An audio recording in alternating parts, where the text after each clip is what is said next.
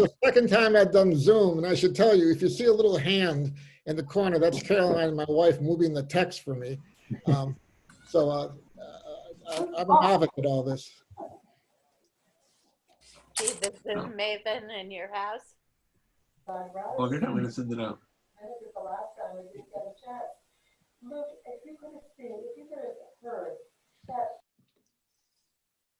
If I don't. All right, well, it's 5 after, so we could probably get started. First of all, my name is Tom Ward. I'm the convener for ROCLA at this moment, and I'm trying to watch the screen too as people join us, so I don't miss anybody, leave anybody out. I want to say that I hope everybody had a good Thanksgiving and stayed safe and are keeping healthy during this time. It looks like help is on the way, so we have something at last positive to look forward to. And hopefully maybe Jim will bring us some good news that we could look forward to as well with the new administration coming, but we'll have to wait and see about that. I want to introduce Terry Bisson. He's here with us. Terry is the convener for the Latin America Solidarity Committee in Buffalo, and we've been kind of collaborating together on several different projects, and so far I think it's going very well. I hope Buffalo feels the same way, and we look forward to further collaboration. And I'll have Terry say something about that in just a moment. We've got a couple programs that that they've been setting up for us for January and February, which I'm sure are going to be quite interesting.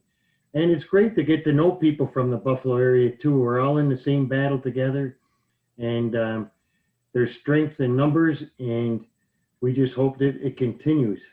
I would also like to let you know that previous recordings that we've done on Zoom are now able to be found and listened to on the ROCLA website. So if you were to Google Rochester Committee on Latin America, I'm afraid you have to type that whole thing out.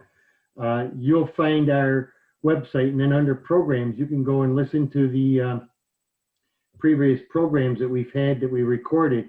So they're now posted for anybody to listen to if you missed it, including the one that Professor Wesley Moraes did for us on Brazil just, what, a month or two ago. And so that's available, and anybody who wants to listen can now go and listen in on that. So it's another thing. Again, Grania, I want to thank you and our webmaster, Mary Ann, for a wonderful newsletter. I hope that you're getting it. If folks aren't getting that and would like to see the ROCLA newsletter emailed to you, just sign your name under the chat box at the bottom of your screen, type in your email, and we will make note of that and be sure that you start getting the ROCLA newsletter. It's really, really, really well done. It's very in-depth. It's very easy to read. It's very presentable, and we think you'll enjoy it. The other thing I want to let you all know is that I am recording this session, so if anybody has an objection, I'm sorry. It will be posted on the website sometime in the near future. Terry, would you like to talk a little bit about the two programs that LASK is designing for the group? Okay, sure. One of the speaker for January is Bill Jungles, and he's with us tonight. So he's going to share the presentation with Tom Potts and perhaps other people. So you could ask him if you want more information about that.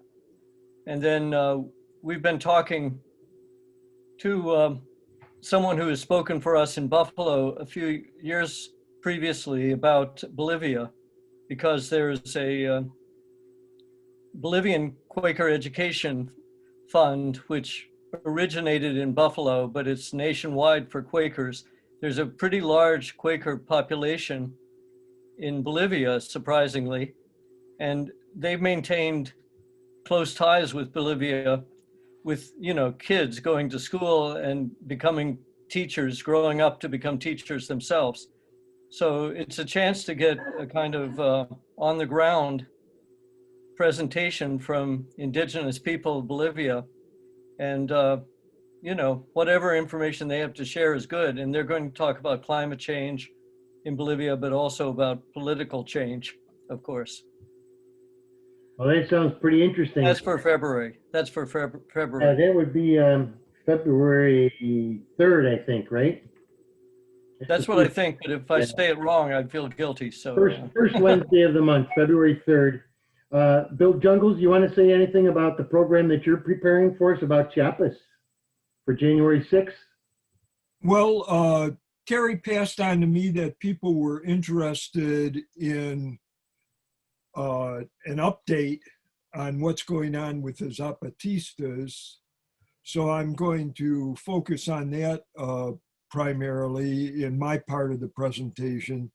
I'll talk about the people that I know who are part of the base, part of the people who live, you know, spread around in the little hamlets and have their milpa and maybe an acre or two of coffee and eke out a living that way, and are connected either loosely or in some cases actually have some kind of responsibilities in the Zapatista thing. I've also spent some time at Oventique, which is one of the caracoles, one of those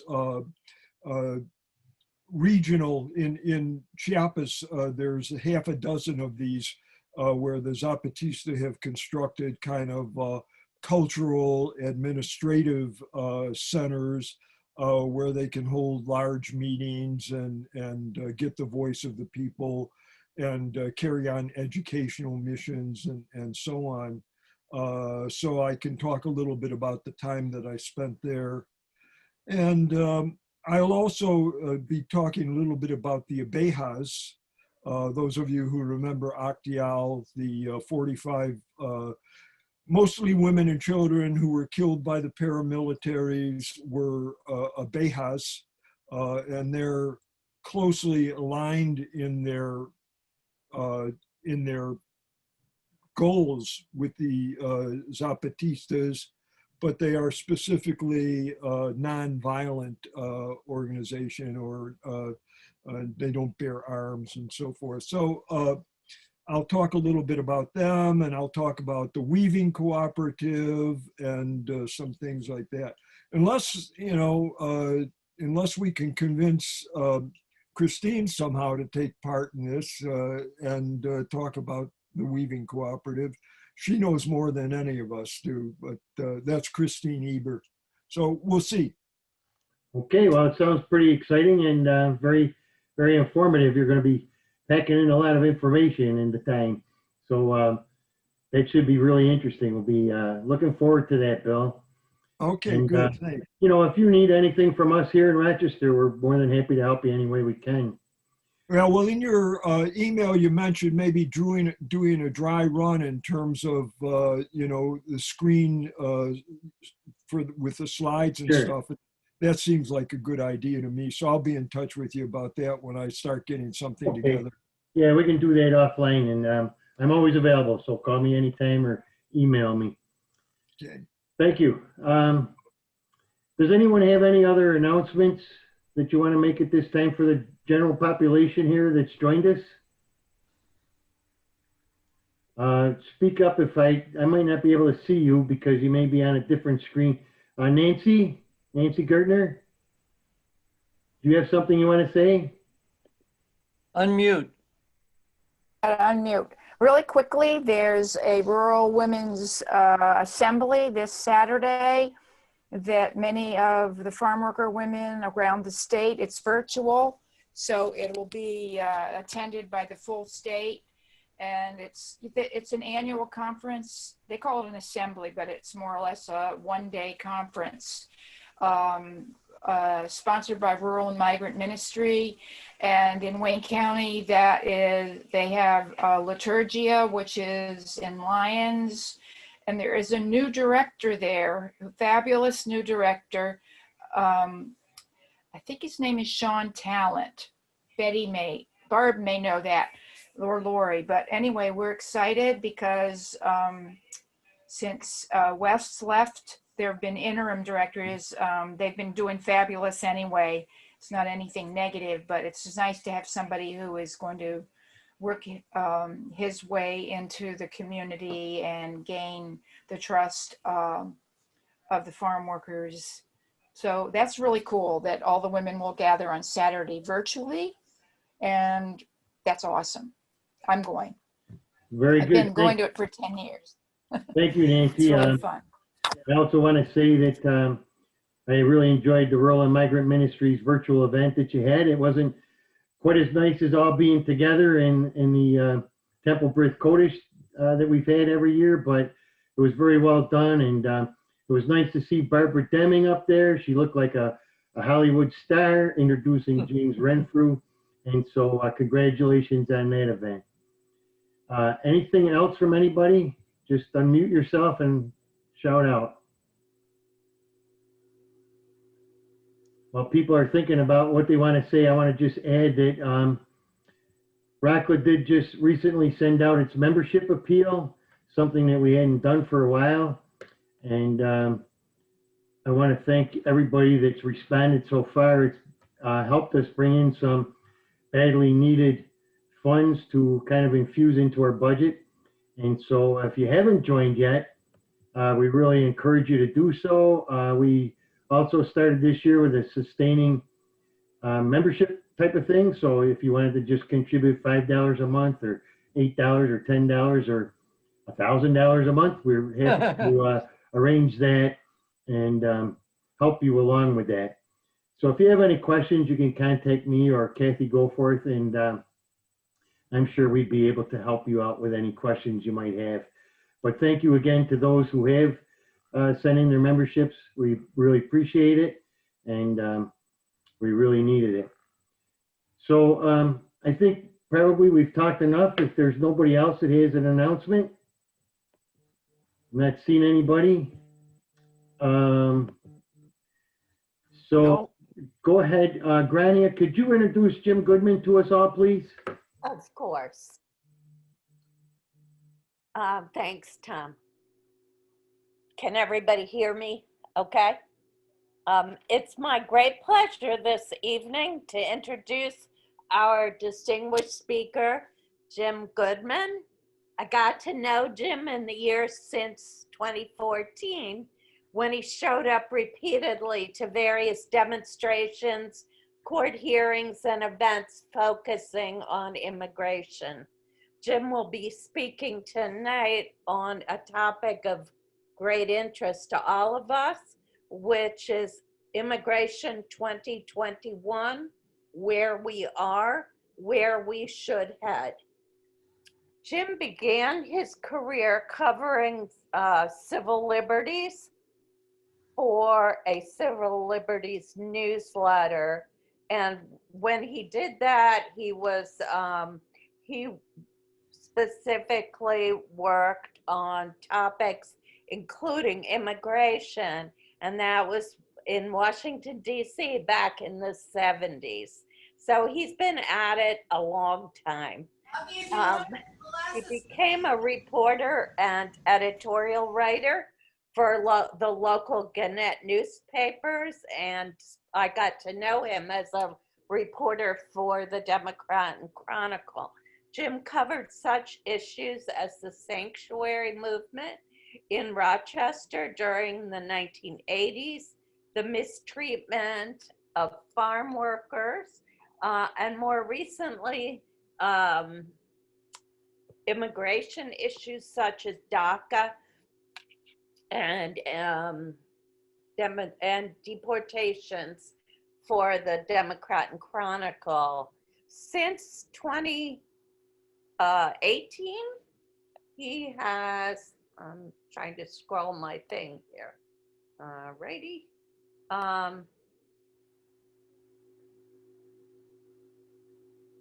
Most relevant to tonight's program, though, are Jim's many in-depth articles for the Progressive magazine on immigration issues that he's written between 2018 and 2020. now continuing, I'm sure, on to 2021. His investigations have covered every aspect of the Trump administration's cruel policies toward immigrants, from nearly ending the right of asylum to, most horrifically, the child separation policy. In 2019, Jim won the Nyan Prize for Political Journalism from Harvard Kennedy School's Shorenstein Center for all his whole collection of these articles. And when I went to count them up, I got to around 30, I think. But I could be a little wrong because I kind of lost track after a while. So we're very thankful to Jim for his wonderful work on immigration and for his faithfulness to covering that topic in depth. And thank you for accepting ROCLA's invitation to speak tonight. And without further ado, you may speak. Oh, thank you, Grania. You said everything that I could have said in 2 sentences in much more detail and a much more generous way. So I'd like to give my take on the state of immigration almost 4 years after Donald Trump launched his unprecedented assault. I want to give a sense of the damage done, where we're headed, and what can be done. I put this issue in a historical perspective and note how US immigration policy has long had bouts with racism and xenophobia. And the point is that while President-elect Joe Biden can do a lot to help immigrants, just going back to pre-Trump immigration days would be unacceptable. Trump's various attempts to overturn Biden's victory have thankfully flopped, but he still seems bent on trying to remain a destructive force in the political arena and could continue to rally anti-immigrant forces. But clearly, Trump has left us with a horrific legacy in immigration, not to mention every other facet of life. He has taken a broken immigration system and made it worse on every front imaginable, with the goal of stopping asylum and closing many other avenues to immigration.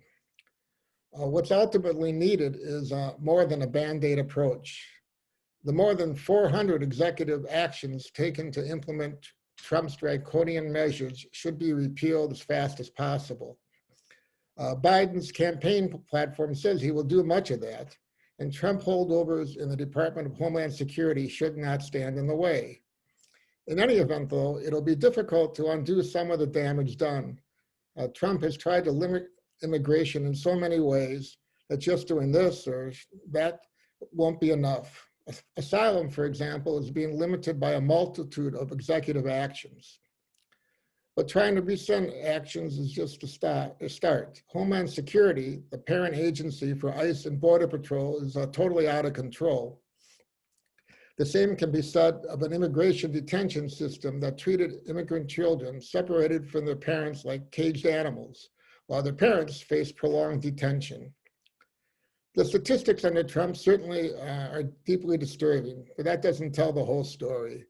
Consider that more than 200,000 immigrants have been turned away at the border with nowhere to go since Trump closed the border on March 20th. The executive branch order needs to be repealed.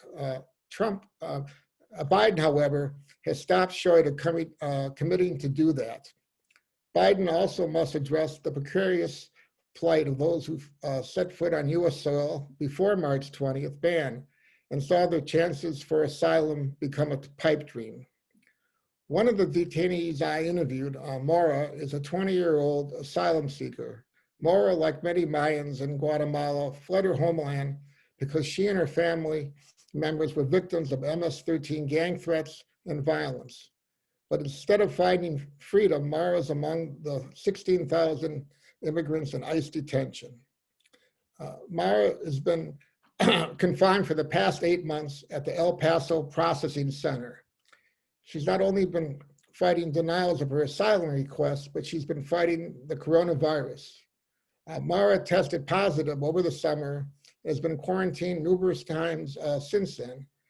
in a facility that has had 300 confirmed COVID-19 cases. So there's no good reason why Maura could not stay with her sister while her case is being played out in courts. But her repeated requests for a release have been denied. The same could be said for many thousands more who should be out in the community while they prepare for their asylum hearings and resolution of appeals.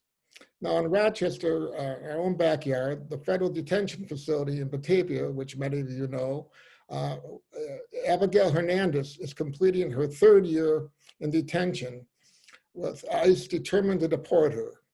Abigail has intellectual disabilities. If she's deported to Mexico, she'd be a stranger without the kind of support she has here in Rochester, in a nation she left at the age of 3. Yes, you know, Abigail made a mistake posting a threat on the East High Facebook page in February 2018. But it soon became evident that she had no intention of hurting anyone. Even the DA's office had enough sense to let Abigail plead guilty to a misdemeanor. She expected to join her family and friends in Rochester on parole, but that never happened, thanks to ICE. Nor is there good reason why the Trump administration stripped Abigail of her DACA status, which has protected her as well as almost 650,000 other undocumented immigrants who came to the United States as children. ICE has been so intent on deporting Abigail that before she could rejoin her family, agents scooped her up and took her back to ICE detention in Batavia. At her asylum hearing, the immigration judge, a former ICE prosecutor, discounted Abigail's intellectual disability and ordered her deported. Her case now is on the last leg of appeals. ICE has already tried to deport Abigail before her appeal was filed in federal court. She was taken in the early morning hours, put on a plane with other deportees headed for the southern border in May 2019. It was only a flurry of phone calls by her supporters that triggered a series of events that brought Abigail back to Batavia. Abigail's deportation would put her at a great risk, as I mentioned, but for what purpose?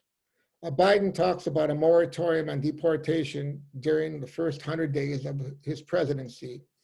There's no reason why he can't order what is called deferred deportation for an indefinite period of time for Abigail and thousands of others.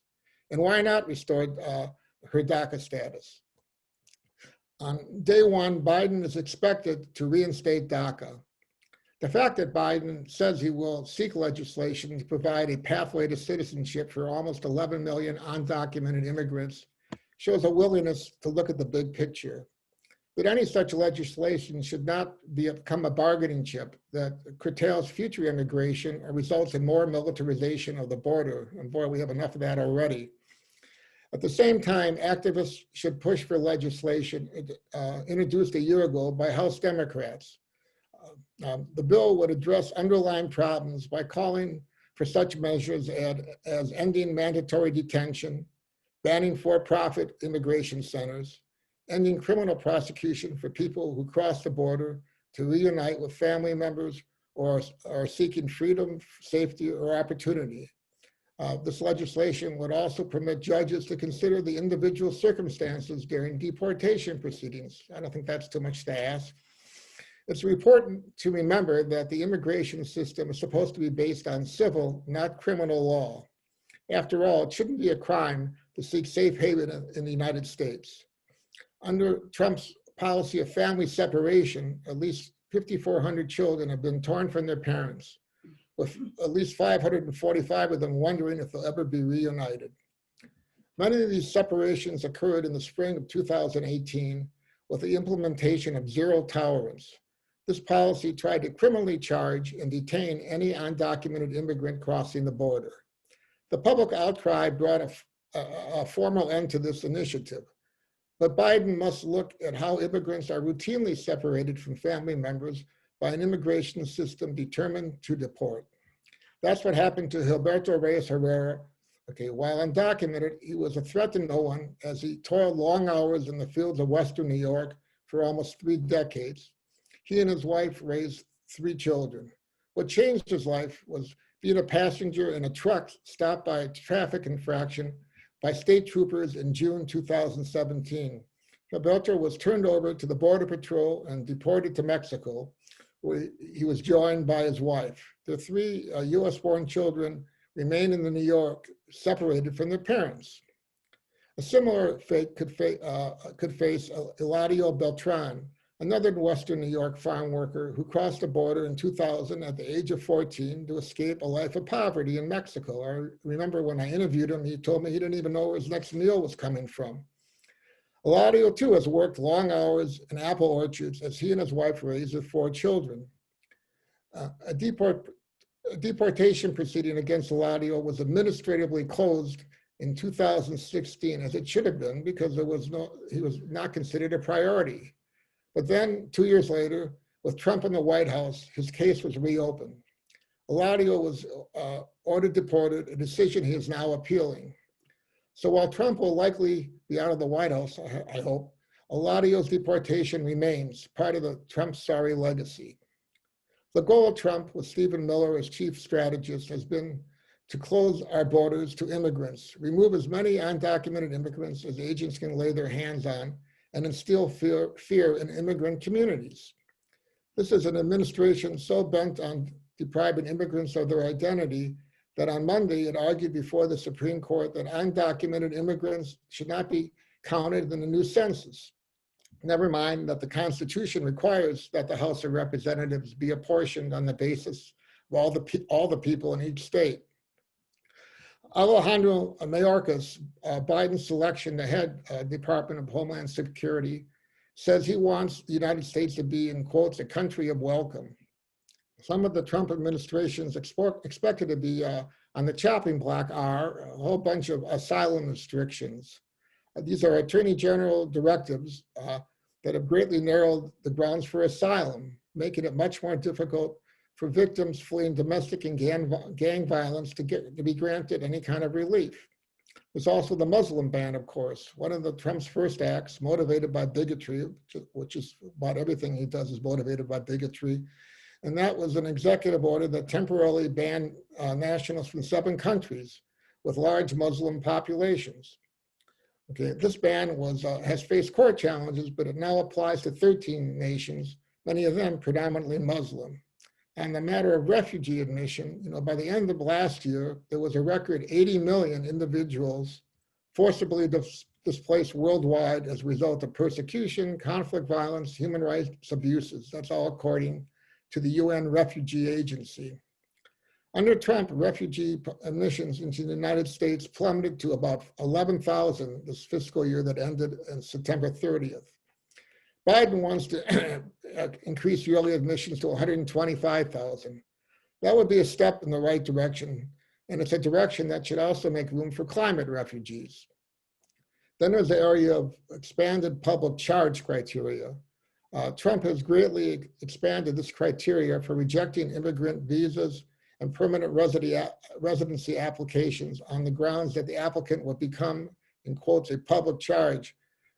Such nonsense, rejecting people because they are likely to become a public charge, has been on the books in various forms since the 1880s. But under Trump, with this broadened definition, applicants have been so fearful of being rejected that don't apply for benefits, especially for their children. Mayorkas will be a test case for how different a top Homeland Security official in the Obama administration, which deported about 3 million immigrants, can be with different priorities. In fact, this will be a test case for how much Biden has changed. In reporting what to expect from the Biden administration, Noah Smith, who's a columnist with Bloomberg, dug out this quote from Biden about Guatemalans heading to our southern border in 2014. Biden said, those who are pondering risking their lives to reach the United States should be aware of what awaits them. It will not be open arms. We're going to send the vast majority of you back. Under Obama, Mayorkas served as head of the U.S. Citizenship and Immigration Services from 2009 to 2013, and then as Deputy Secretary for Homeland Security in 2016. Mayorkas is credited with having a big hand in DACA and helping negotiate the memorandum of understanding that the Obama administration reached with Cuba that softened the US government's hard line toward this nation. Mayorkas was just an infant when in 1960 his parents rejected Castro and moved to the United States. So he will be the first Latino to head Homeland Security established after 9/11.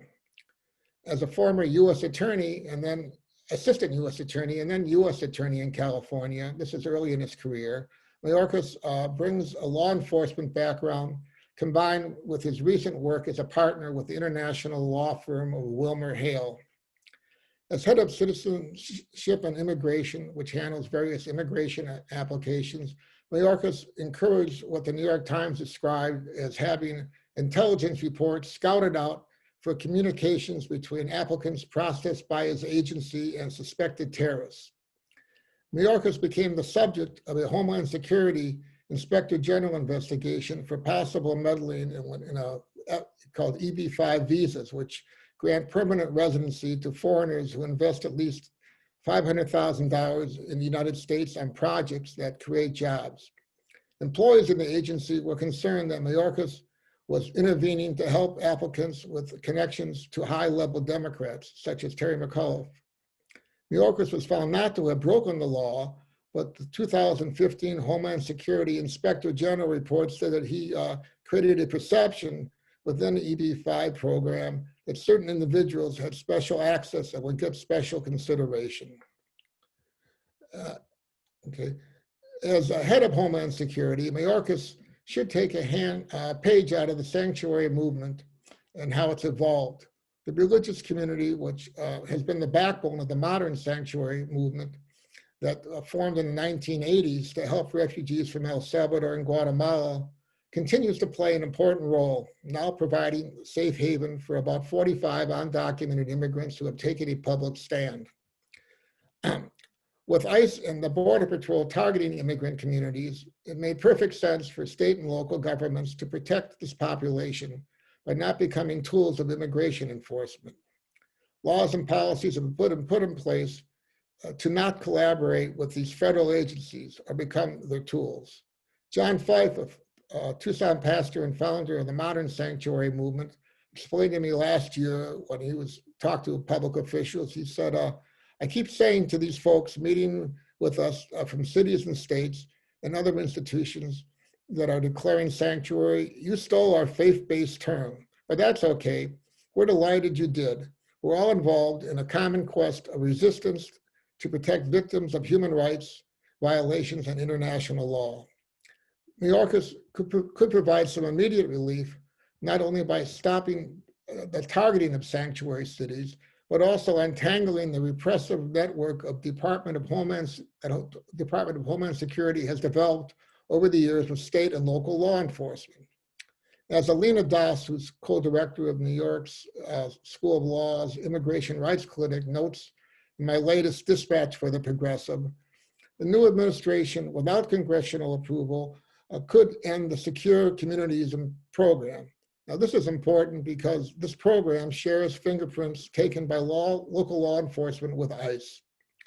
Homeland Security could also no longer deputize local police for immigration enforcement. And the new administration could stop requesting that local jails hold on to immigrants who have completed their jail time until they're picked up by ICE agents for detention and deportation. Another big problem is ICE detention, which skyrocketed from a daily average of about 6,800 in 1994 to about 5,400 in June 2019. 54,000 in June 2019. The detention population has since taken a nosedive to about 16,700. But that's largely because the March border closures. Asylum seekers can't even get into the United States to be detained. So this is not a great victory. One of the drivers that has been increasing this detention is a reliance on criminal law to punish undocumented immigrants. Laws were enacted several decades ago to require immigrants convicted of a wide range of offenses to be subject to deportation. The immigration system, in short, became a casualty of the war on crime and fueled mass incarceration. Among the federal laws that need to be revisited are the 1996 statutes that dramatically expanded the crimes requiring mandatory detention and deportation. As Doss explains in her new book, No Justice in the Shadows, How America Criminalizes Immigrants, these laws transform the immigration system by dramatically merging it with the criminal legal system. What typically happens is an immigrant charged with a criminal offense first serves time in the criminal justice system and then is put in the immigration detention system while ICE seeks deportation. It's a sort of double punishment, and that hardly seems fair. And the entire immigration court system is another area which is stacked against the immigrants.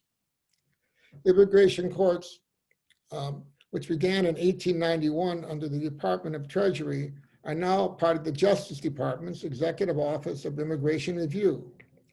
The National Association of Immigration Justice Judges has long called for these courts to become more independent.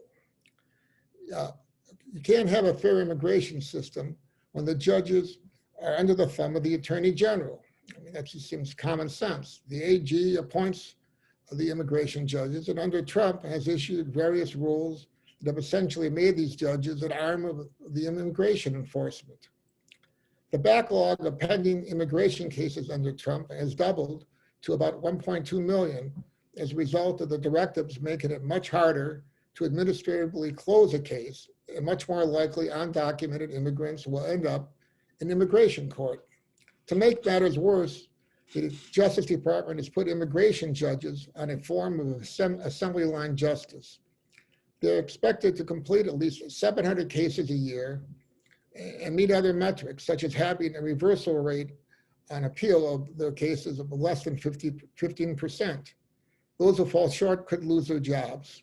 Another area to watch is how Biden foreign policy impacts immigration. The Biden campaign platform calls for a 4-year, $4 billion initiative for Central America, targeting the Northern Triangle nations of El Salvador, Guatemala, and Honduras. Details of this initiative are not spelled out, but it would require Central American countries to allocate resources for reform and putting combating corruption at the heart of U.S. policy. U.S. policy in the region, dating back to the Monroe Doctrine of 1823, has a long and continuing history of intervention and exploitation. The original doctrine has been described as a keep out sign to Western Europe countries that colonized Latin America. So the Monroe Doctrine was kind of a saying, stay out of the way so U.S. interests could step in. And that has driven asylum seekers from these countries to our borders in recent years. A stark reminder are the hundreds of thousands of Salvadorans and Guatemalans who during the 1980s fled repressive regimes propped up by US foreign policy. These refugees were greeted by Border Patrol with detention and deportation. The modern day sanctuary movement grew out of the failure to provide the refugees protection. In 1984, for instance, the approval rate for Guatemalan and Salvadoran asylum cases was less than 3%. Religious institutions stepped up to shelter and protect these vulnerable immigrants from deportation. So the right way to look at this, as Fife explained to me, is not that the institutions providing sanctuary are breaking the law. No, it's the US government that was the lawbreaker for failing to comply with the statute providing safe haven for the persecuted. So in Rochester, a 1983 conversation that Fife had with Rochester area activists helped to lay the groundwork for the sanctuary movement here. But it was truly a local movement that galvanized the community and led to City Council declaring Rochester a sanctuary city, as we still are. Members from about a half dozen local congregations provided Alejandro Gomez and his family sanctuary at the downtown United Presbyterian Church, which of course ROCLA knows well. Gomez, who had been a labor organizer in El Salvador, fled his homeland and was joined by his family after being detained 3 times by police in San Salvador. He also told of being tortured and knew it was time to flee when he saw vehicles believed to belong to death squads parked near his home in San Salvador. For 2 years, the Gomez family lived out of reach of immigration agents in the downtown United with lots of community support. But in May 1986, after meeting with a lawyer, Alejandro and his wife Leticia were walking back on Main Street to downtown United when immigration agents pulled up in vehicles and grabbed Alejandro. It was like a scene out of the movie Z. Leticia was stunned and told longtime activist Gail Mott that she wondered whether she was in the US or El Salvador. Bond was set at $50,000. The community rallied and raised the funds within 24 hours, and City Council adopted the sanctuary movement in the aftermath. The asylum proceeding began soon after. I covered it as a reporter from the Democrat and Chronicle. It was very clear that the federal prosecutors ignored why Gomez fled and the dangers he and his family would face if deported. Instead, the prosecutor unfairly depicted Alejandro as a national security threat, and pointing to his history of political activism. Before the asylum proceeding was concluded, the deportation hanging over the Gomez's, the family fled to Canada, where they finally found peace and safety. And Canada has not crumbled. Fast forward now to the Biden foreign policy. So how would this $4 billion he wants earmarked for Central America be spent? Biden talks about addressing the root causes that push desperate people to flee their homes. As a backdrop, Biden tells how as vice president, he built a consensus in Congress for a $750 million initiative in support of reform in the Northern Triangle countries of El Salvador, Guatemala, and Honduras. But hundreds of thousands of desperate people continue to flee the unchecked violence and widespread poverty. In fiscal 2019 alone, U.S. agents detained more than 600,000 undocumented immigrants from the Northern Triangle at the U.S. The southern border. Over 80% of these were unaccompanied minors or families. Many were seeking asylum. The Biden plan also tells of the need to develop a comprehensive strategy to address the effects of climate crisis and to promote clean energy. But Biden is also promoting investments in the region. Absent from his plan is a need to prevent extractive multinational corporations from seizing farmland and further ravaging the terrain. Also missing is his acknowledgement that the US government and corporations have been on the wrong side of history in this region forever. Just take a look at Peter Chapman's insightful history, Bananas, How the United Fruit Company Shaped the World, which details how Guatemala was exploited by the company and, as Chapman said, gained huge banana lands and paid no taxes at all to speak of.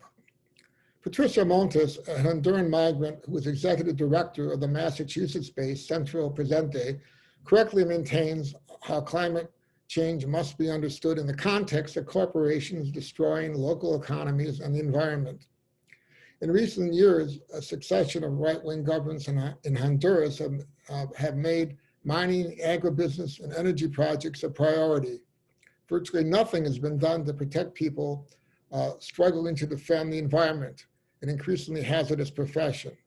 A 2017 report tells how since 2009, more than 120 environment and land defenders were murdered. The Trump administration has only made a bad situation worse, and much more so. Imagine wanting to return asylum seekers to the very region they fled. That's what Trump wants. In March 2019, the administration suspended most foreign aid to the Northern Triangle countries to pressure them to fall in line with Trump's punitive policies. Aid was only resumed after agreements were struck with Guatemala, Honduras, and El Salvador that permit Homeland Security to send asylum seekers from these countries back to the region, though not to the country that they fled from. And that's where they're supposed to, the region's supposed to make their case for asylum. Almost 1,000 Hondurans and Salvadorans were sent to Guatemala between November 2019 and March 2020, when the program was suspended because of the coronavirus pandemic. The agreements with Honduras and El Salvador are yet to be implemented. The entire initiative, which makes asylum a US export, should be scrapped. And Biden does talk about doing that. It would certainly help if Biden goes ahead with his commitment to end the migration protection protocols, another program that is really bad. Commonly known as Remain in Mexico, the program is now at a standstill because of COVID-19. It requires asylum seekers put in this program to stay in Mexico while they await their asylum proceedings in the United States. That's where about 20,000 asylum seekers are still waiting, far from legal assistance and often in danger of gangs. As for reopening the borders, Biden should heed the advice of the leading health experts who wrote him in May when they said, they wrote to the Health and Human Services officials, he said instead of continuing a ban on people seeking protection from harm, U.S. should use evidence-based public health measures to process asylum seekers crossing into the U.S. Surely their fate is much more important than the commercial traffic allowed to cross the border on a daily basis because they're considered essential traffic. Trump's signature project, the wall, along the southern border, has proved to be an expensive and divisive threat to border communities. It's also caused environmental harm and forced asylum seekers to cross in more precarious desert terrain. With much fanfare, as you all recall, Trump launched his presidential campaign in June 2016, claiming he would build a Great Wall along the approximately 2,000-mile U.S.-Mexico border, with Mexico footing the bill. Trump has wasted more than $11 billion on his pet project, with less than $5 billion being appropriated for this purpose by Congress, the rest being diverted from Pentagon spending. All but 30 of the 450 miles of border barriers built by the new by early this month have been upgraded in areas which already had the wall. So we just have 30 miles of new wall in areas that didn't have wall before. Okay. So, and of course, Mexico didn't spend a dime on this. But Biden must hold firm to his commitment that not another foot border wall will be built. The wall, as historian Greg Grandin has noted, has become a rallying cry for Trump. The point, as Grandin notes, isn't to actually build the wall, but to constantly announce the building of the wall. But the wall has driven some asylum seekers to riskier border crossings. More than 500 bodies have been found in the desert terrain of Arizona alone since Trump took office. A digital map produced by the Arizona-based Human Borders tracks desert deaths. Any Biden initiative must also recognize how NAFTA, which went into effect in 1994, has also been a driver of immigration. It opened the door to U.S. agribusiness and also other corporations. Small farms in Mexico could not compete with these exports. Peter Schrag, who a former editorial page editor of the Sacramento Bee, wrote how NAFTA drove tens of thousands of Mexicans off less productive land. Many ended up migrating to the United States. Mexican elites, for their part, were happy to change to bargain away their peasantry in order to attract capital and opening up the country's markets to U.S. agriculture, writes Grandin. NAFTA was supposed to reduce Mexican migration to the United States by creating jobs and economic opportunities in Mexico, but the result has been precisely the opposite, notes Schrag in his History of Immigration and Bigotry. He explains that in making it easier for multinationals to import parts from their own suppliers, domestic Mexican manufacturers were eviscerated. One of the DACA recipients I interviewed, Jose Anelfo Cabrera, told how NAFTA unleashed U.S. corporations in Mexico and made his family's fragile financial situation and even shakier. As he put it, U.S. companies were blowing out Mexican sellers. His father still grows melons and habaneros on the farm in Mexico, but on a much smaller scale, with sales about a third of what they were a decade ago. It's instructive to remember that how much of the Southwest United States was once Mexico. President James Polk provoked the war in 1846 that ended with Mexico losing much of what became the Southwest and Western states. About 100,000 Mexicans living in this area became foreign nationals with the stroke of a pen. In the First World War, U.S. agribusiness was short of workers and actively began recruiting Mexican farm workers. Kerry McWilliams, who became editor of The Nation, documented this history in factories in the fields. Large numbers of Mexicans in groups of 1,500 to 2,500 were brought by trucks to California's agricultural heartland in the Imperial Valley. By then, the vulnerability of the Chinese and then Japanese farm workers had dried up as a result of the Chinese Exclusion Act of 1882 and a series of laws and agreements that stopped immigration of Japanese laborers to the United States. Okay. Racism not only was underlying, was the underlying reason for the reasons of these laws, but resulted in also in vigilante action against these Asian immigrants. The racism that emerged in the pre-war was codified in a series of post-war laws that culminated in the Immigration Act of 1924, which was a framework for the US immigration policy over the next 4 decades. The legislation influenced by bigotry and eugenics limited the number of immigrants permitted in the United States by implementing a quota system that limited the issuance of immigrant visas to 2% of the total number of people from each nationality living in the United States as of 1890. And it eliminated immigration from Asia. Okay, this gave immigrants from the Western European countries a big leg up. Because agribusiness was in such need of labor from Mexico, the 1924 law did not include immigration quotas for Mexico and the rest of the Western Hemisphere. But there's no shortage of bigotry to greet the Mexicans who did cross. The Juarez El Paso Bridge, notes Grandin, became a gauntlet of sorts. As Mexicans crossed, they were greeted with spit and racial epithets. Congress has also established the Border Patrol in 1924. Agents looked for reasons to exclude Mexicans. With another farm worker shortage looming during the Second World War, the United States and Mexico established in 1942 the Pacero Program, which allowed farm workers to come from Mexico to the United States for the growing season.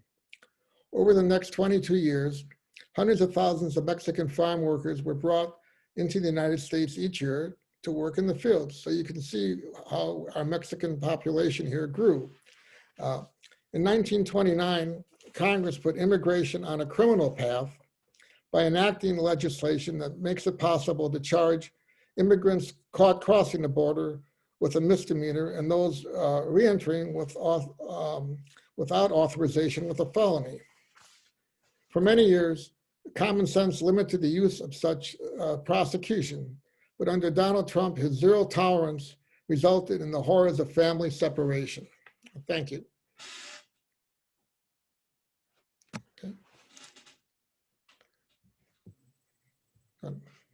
Okay, well, thank you, Jim. That was excellent. I'm sure there's going to be a lot of questions out there. So if we have a few minutes, we'll look around. Anybody have a question that they want to ask Jim directly about? Just raise your hand and I'll see if I can see you. If you don't have your video camera on, you'll have to give me a thumbs up sign or something that you can find at the bottom of your screen under reactions. Any questions? Grania, unmute yourself. Unmute yourself.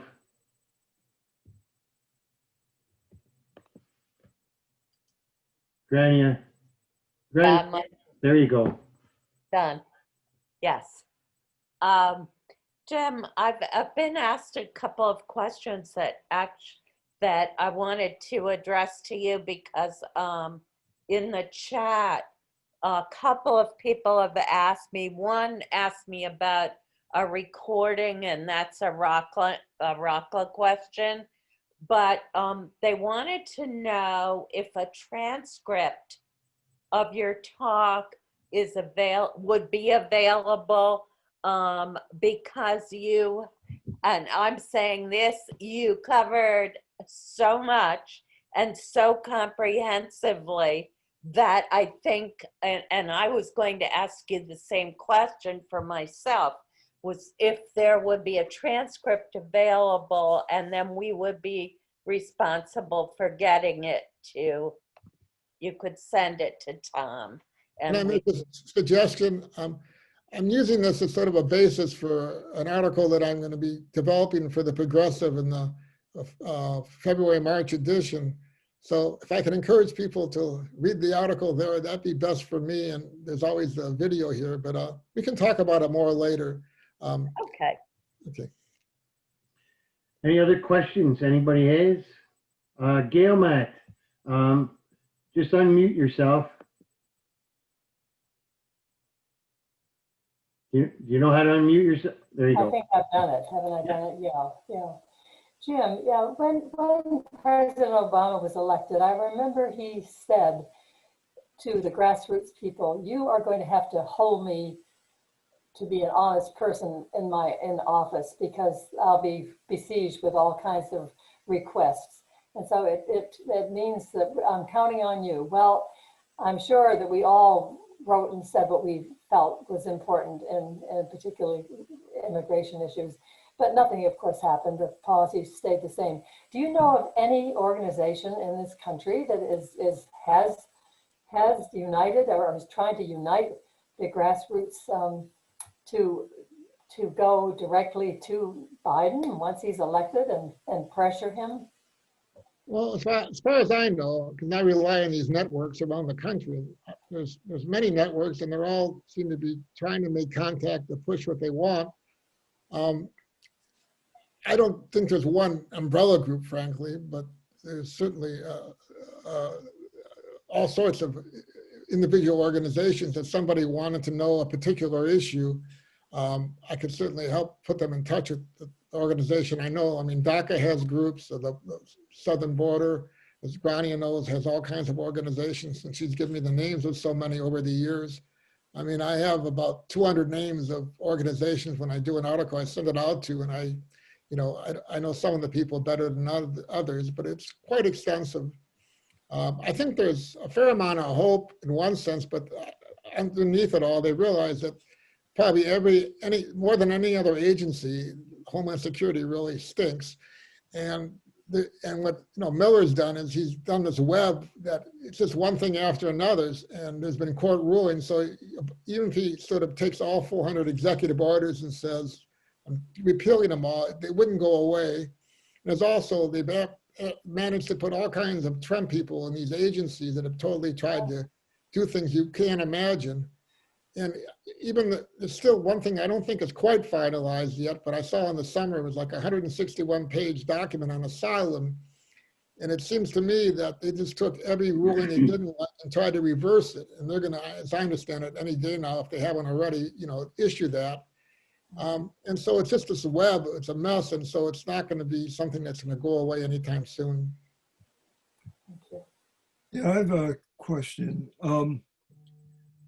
During the mid-'80s, and again now, the U.S. has pressured Mexico to stop people at their southern border rather than ever let them get to our border. What this means is that those who are coming through in trickles, and there's no possibility of a caravan, which means that they are at the mercy of all of the narco gangs and so forth that prey on them as they move through Mexico. Have you got any information about that whole pattern, and do you have any sense of where Biden might stand on that? I haven't seen anything in the Biden platform. I know that Jeff Abbott, who's in Guatemala, covers a lot of this. He's written about that for the Progressive. But I even though I noticed, and I think it was Foreign Policy, that there were some U.S. agents there riding around in trucks trying to help with the enforcement. I mean, what Trump has basically done is pressured Mexico and the other countries to do what he wants. I mean, they have stopped people. It'd be harder to get a caravan through, but I think that Biden should say, people have a right to seek asylum. You shouldn't set up roadblocks. And but I haven't seen anything that would tell me otherwise, that it's going to change right away. I mean, somehow people manage to get through it. But even with all this, the hurricanes and everything in Central America, I don't know how many people are going to try to get here, but I think Biden can make it known that we're going to welcome refugees because that's what we're supposed to do. Vic, unmute yourself.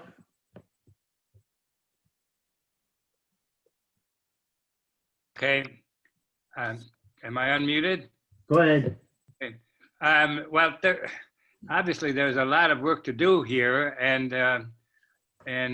we heard an impressive recital of the wrongs that need to be righted. But I'm wondering if there's a single most important thing that we could focus on, a group like ours, at the outset of the new administration, who either to force the Biden administration to do the right thing or support his activities.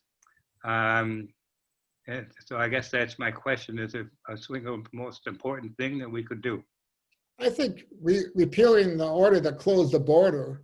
I mean, Biden talks, we want to give people, a fair shake. And I don't know what he has in mind, but he stopped short of saying closing the border was, we let trucks in, everyone else, but the people who really need to be let in. And I think that would be a good symbol too.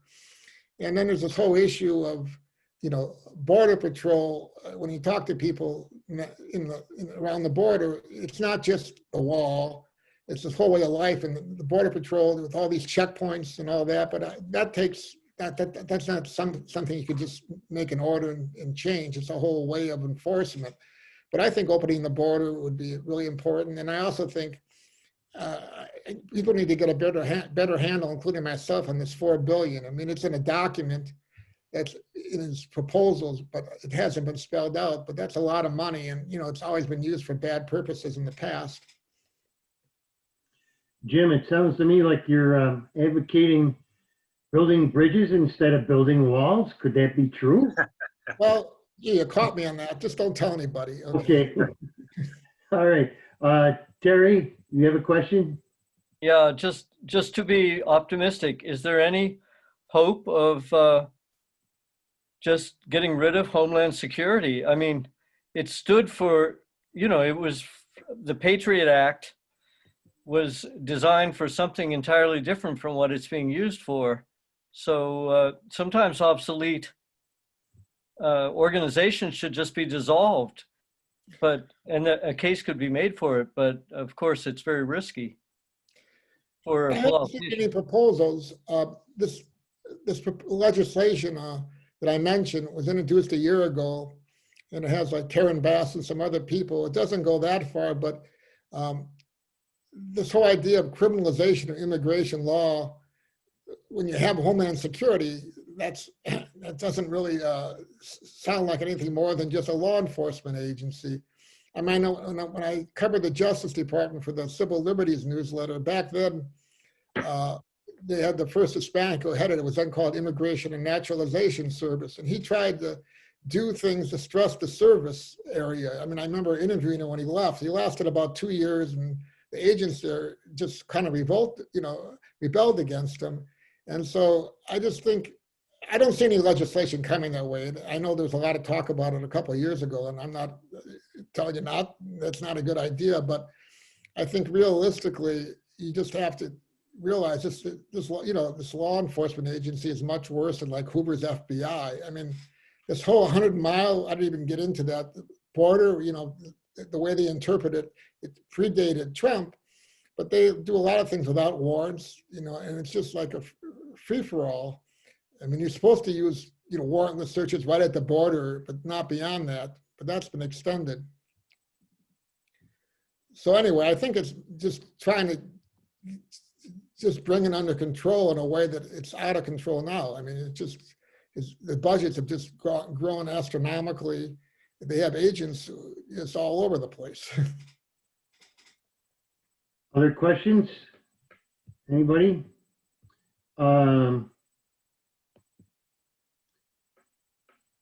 I was sending some chat messages that I thought was going to everybody with like my email address and some information about the ROCLA website having the recorded previous meetings on it and things like that. And I noticed I've been just sending them to Arnie Matlin. So Arnie, I'm sorry, I've been inundating you with all these chat things, but let me give you my email address for anybody that had a question tonight that would like to get a copy of this meeting. It's R as in Raymond T. Ward 73 at outlook.com.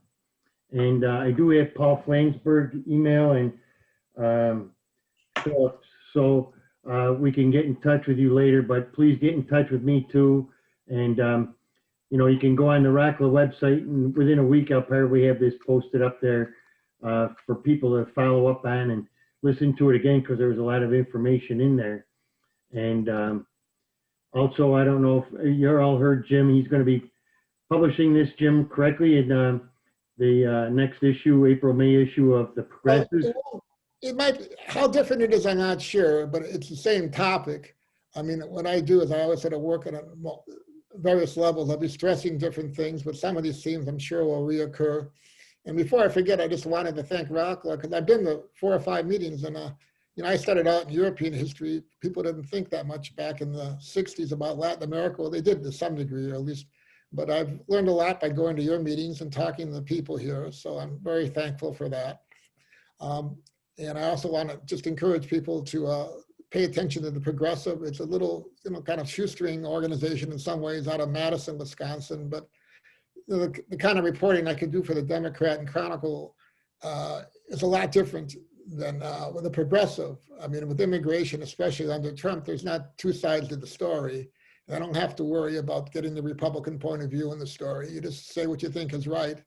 And they've been very encouraging. And as I tell people otherwise, they're, you know, really very conscious to be factually correct. And, you know, when you send something in, you get grilled and they want to do it. But they also have a really good person in Guatemala who writes, he used to be with, who's been around for a long time. And so they're different. They have a very anti-imperialist approach. Very good. Grania has another question. Grania? Well, I have a process question and a more general question. The process one is, if folks want to get on your listserv for receiving a copy or a link to that Progressive article or to any of your articles, is that an option? Oh, sure. Well, first of all, once you click on an article, if you click on my byline, you'll see all the other articles. But when an article comes out, like in the magazine, there's a time where you have to subscribe to read it. But then after a while, it's taken off of that. And I send it out to people. I'm glad to. If you let me know you want it, I can. I have pads of people that I send my articles to. That's just the way it works. So you could, anyone who wants to be on your list would send their email or put it in the chat, or. If you just, my email is, J Goodman, the number 47 at rochester.rr.com. And what I do is I send you, Grania, the article when it comes out. As soon as I can send it out, I do. Right. Sam Goodman just posted the link on the chat box. Does everybody know how to use that chat box? You can just click on chat and you can see some of the behind the scenes conversations. And Sam just posted up that link that you could use to subscribe to if you want to. I think that's the paid subscription, but. Pardon me? I think that's for the paid subscription, but you can at least log in through there. Yeah, okay. And we're also getting a chat too to mention about the people from Cameroon. And there's rumors going around that there'll be another large deportation of Cameroonians back there, which is also a very dangerous situation. And frankly, we can do better than that. And so in the chat box from Patricia Murphy, you'll see the link to find out more about that and how to make a statement against it and hopefully turn things around. Are there other questions for Jim while we have him here? Just raise your hand. If I can see you, I will call on you. I'd like to make a comment, Tom. Lori, go ahead. Okay. Jim has spent all of his professional career talking about other people. So I would like, excuse me, I'd like to make a comment about Jim. Please do. He probably doesn't want to hear this. I'm sure he doesn't want to hear this, but I'd like for people to really understand not only who, but what Jim Goodman is.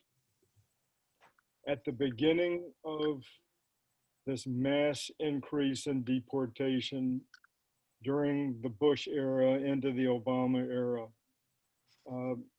it was nearly impossible to get any press to talk about this situation, partially because as newspapers and reporters don't like to give anonymous stories. They don't like to talk about people without identifying who they are, at least until the Trump era. So Jim was the first reporter who I worked with, who coerced his editor to allow the Rochester DNC to publish stories about some of these people, some of whom, by the way, are my God family now, without using any identification of who they were. Jim obviously recognized the safety factor and all of that. So Jim gets a lot of credit for that.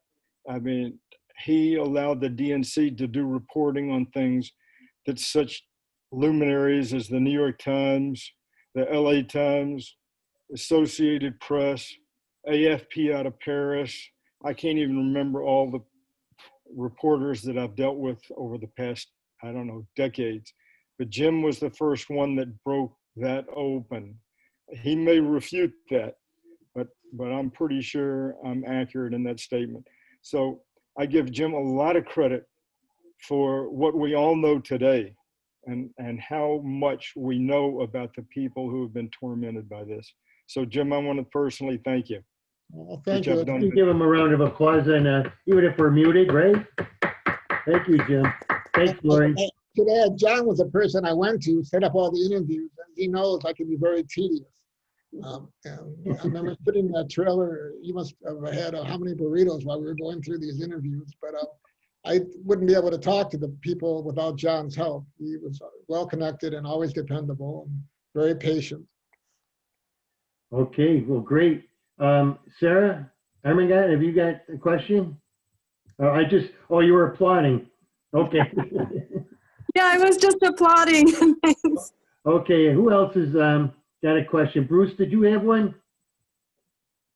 No, good. Anybody else? Well, it's obvious that that Jim has put in a lot of research and a lot of time in making this presentation to us, and he gave us a lot of information. I know at ROCLA, we're doing our best now to start making little inroads by calling our local Congress people and their staff and writing letters and trying to put a little bit of pressure on them, and just keep chipping away and trying to make the world a better place for all these people in Central America that are suffering really under ours and Canadian foreign policies, which have been very unjust to the people in Latin America and elsewhere, in Cameroon, as we just found out tonight too. And so I would encourage you to keep up the good work, keep in touch with all of us. We're happy to provide information whenever and wherever we can. And I guess that's about all I have to say right now. Anybody else have anything we'll wrap up the meeting for tonight? You know what? I hate to say it, but it used to be really nice when we were in person. We could actually go out and have a beer or something after the meeting and talk about it further, but it's hard to do that over Zoom. Grania? Yeah, it's just a sort of general observation. And I think Jim gave a lot of details about this in his talk. But in my view, the Democrats are almost as reprehensible as the Republicans on immigration. And so we will need to keep their feet to Biden and his administration's feet to the fire on some of these things.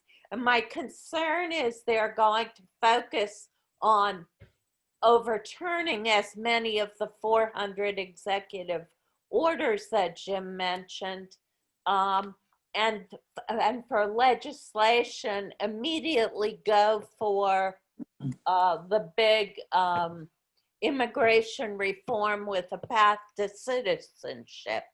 And most people, I think, listening tonight would probably support that. But my concern is going for that as there are other things that the Biden administration could go for that are less likely to engender total opposition from Republicans. And so I'm just, I'm just putting that out there. You have to pay attention to what's in your newspaper. We will try to include information about some of these things in the newsletter, which I edit, but it's going to be a long haul. And I think we just have to, as individuals, keep Biden's feet to the fire, because this is a long-term project of changing not just what happened under Trump, but what's happened, especially since the 1996 laws that Jim mentioned. So that's my soapbox for the night. Okay, well, thank you. Bruce, you do have something to say. Go ahead. Yeah, I guess I would add the bright spot for me in this election wasn't at the federal level, it was at the local level. And so much of the stuff on immigration is federal, but we've just had a sea change in our delegation in Albany. And if there are state issues that could affect immigrant rights, one of my organizers, Damon Meeks, who we took out of Metro Justice 10 years ago, just got elected to the state assembly. Sarah Clark is there. Robach is gone. Jeremy Cooney. Funky's gone, Samara Brouk and Jen Lunsford. I mean, there has been a sea change to the progressive side in our community that I haven't seen ever. And I think in some of the other groups that I'm involved in, we've been doing briefings with those folks, and all of them are quite younger than many of us and are going places. And ROCLA may consider trying to make a kind of a group briefing. We did that with the Elder Justice Committee of Metro Justice before the election. We took all the new candidates and basically spent an hour and a half kind of laying out these are the issues and stuff. And again, I know it's a state, these are all folks with state offices, but I think a lot of them are going places eventually. And if there are state issues that affect immigration, sanctuary, and other things, also now with a veto-proof majority in the New York State Senate, that may be another angle, because I know this federal stuff is awfully frustrating sometimes. So that's my only 2 cents about, a strategy going forward. But like I said, to me, 2020 election, that was a big deal. What happened, what we did here, and to have one of my brothers getting in the New York State Assembly. Great. Yeah, that was good news. So that And Jim, you remember you interviewed Demond when we got snowed out on Reverend Barber coming here over the New Poor People's Campaign. You had him in the Progressive. Yeah, he's very good. He was very helpful. Great. A little bit off the topic, but I do want to mention it. Some of you are probably familiar with Rights Action, which is a human rights activist group centered out of Canada and also in Washington, D.C. Graham Russell. And I just want to bring to your forefront an injustice that's been done to them. He and Professor Catherine Nolan up in, I think they're she's in Vancouver, and they're both professors for the college in, or maybe it's British Columbia, I'm not sure. But there's a publication company, and so for most of you that are in the educational field, this is particularly important. It's called Springer Nature, headquartered in Switzerland. They had a contract with Graham and Catherine to publish a book on the harms of the extractive industries, especially in Guatemala and Honduras, through the mining operation, and how it's been so adversarial to the indigenous people there, and how it's really resulted in their deaths and their sicknesses and things like that, but in those communities, excuse me. When it came time, they had a contract to publish it. 3 years later, they took it in for publishing and review and editing, and they said, oh, this looks great. We're really excited about this. And then a few months later, all of a sudden, they were told, oh, no, we can't publish this. We're going to release the rights to you so you can go publish it elsewhere. But we've been told there's some inflammatory information in here. In other words, a third party has gotten a hold of the book before it was published and said that if you publish this, we're going to sue you. And so that is just another one of the battles that has to be fought. But if you do business with Springer, I encourage you to write to them.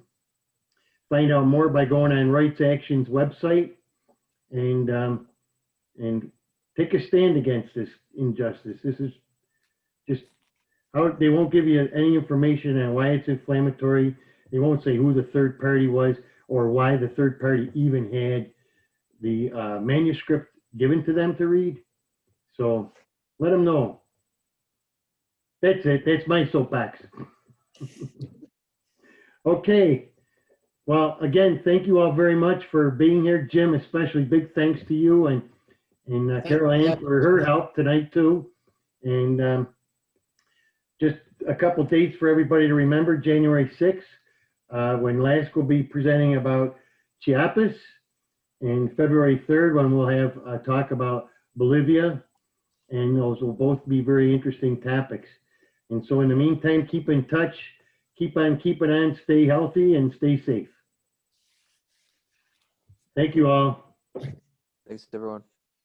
All right. Everybody have a good night.